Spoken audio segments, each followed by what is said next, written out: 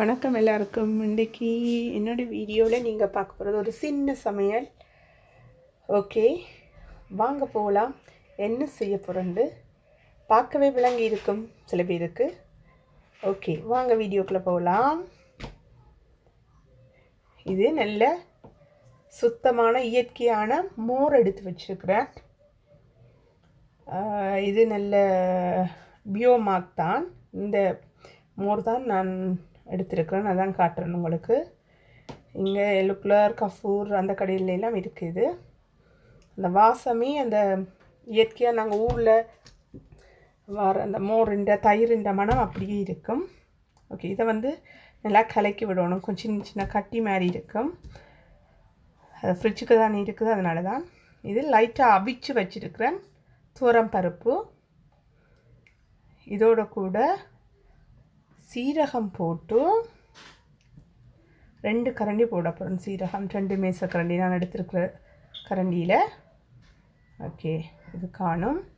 இதோட இஞ்சி துண்டு இருந்தால் போடுங்கோ. நான் போடையில் இஞ்சி விரும்பினா போடலாம்.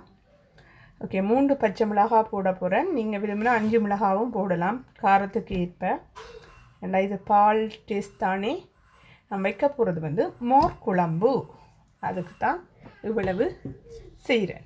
ஓகே, இது நல்லா பட்டு போல் அரைச்சி எடுத்து வச்சுட்டேன். இப்போ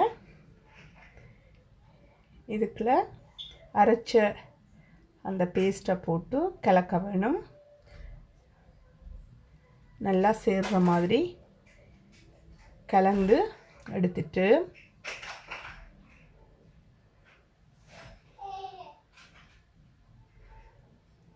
கட்டிக்காக இருக்கக்கூடாது.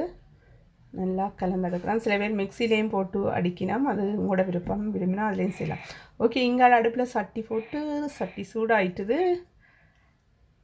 கச்சான எண்ணெய் தான் இன்றைக்கி இதுக்கு ஜூஸ் பாவிக்க போகிறேன். தேவையான அளவு எண்ணெய் விடுறேன் தாளிக்கிறதுக்கு.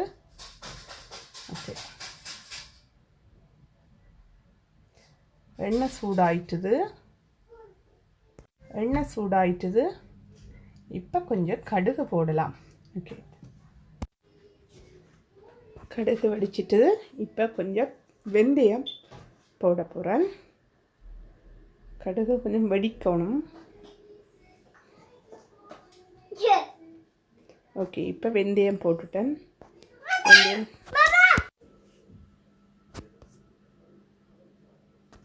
வெங்காயம் உள்ளி 2 போட்டிருக்கேன். வெட்டி உள்ளி அப்படியே முழுசாகவே போட்டிருப்பேன். சின்ன வெங்காயம் இருந்தால் சின்ன வெங்காயம் போட்டால் நல்லா இருக்கும். ஆனால் இன்றைக்கி என்னோட சின்ன வெங்காயம் இல்லை, அதனால் பெரிய வெங்காயம் போடுறேன். ஓகே, இதில் 5 சின்ன காஞ்ச மிளகாய், அதுவும் தாளித்து நல்ல வாசமாக இருக்கும். இது போட்டால் கருவேப்பிலையும் போட்டால் நல்லா இருக்கும். விரும்பினா இருந்தால் நீங்கள் போடலாம் கருவேப்பிலையும். ஓகே, இதுக்குள்ளே தேவையான அளவு உப்பு போடுறேன். உங்களோட சுவைக்கேற்ப புதுசாக போடுறாக்கள் பார்த்து போடுங்க. ஓகே, இப்போ எல்லாம் கலந்தாச்சு.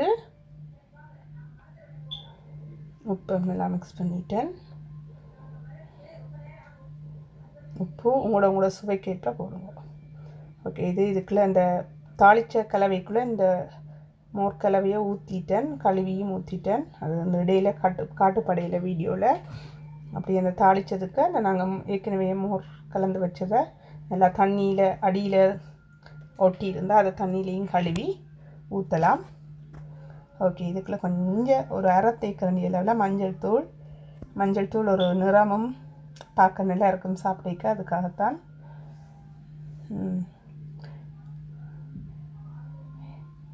இதை இடக்கிட கிண்டி விட்டு கொண்டிருக்கணும். இல்லாட்டிக்கு அந்த திக்கான மாதிரி வந்துடும். ஒரு 2 நிமிஷம் நல்ல நெருப்பில் மூடி விட போகிறேன்.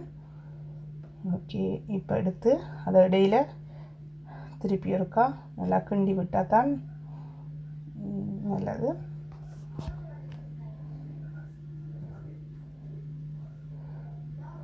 ஓகே, அந்த மஞ்சள் மணம் அதுகள் மற்றது அந்த சீரக மணம் போகும் மட்டும் மெல்லிய நெருப்பில் இப்போ விட்டுருக்குறேன். நல்ல வாசம் வருது. இப்போ பச்சை மணம் போயிட்டுது. அந்த பச்சை மணம் போக மட்டும் நீங்கள் கொதிக்க விட்டால் சரி. அதிகமாக கொதிக்க விடணும் இல்லை. ஓகே, சூப்பரான மோர் குழம்பு ரெடி ஆயிட்டுது. இன்றைக்கி சிம்பிள் சாப்பாடு. ஏனென்றால் நான் மட்டும்தான் சாப்பிட போகிறேன் வீட்டில், நானும் மகளும் மட்டும்தான். அதனால தான் லைட்டாக இது மகளுக்கு செய்கிறதுக்காண்டி செய்த நான் பருப்பு சாதம்.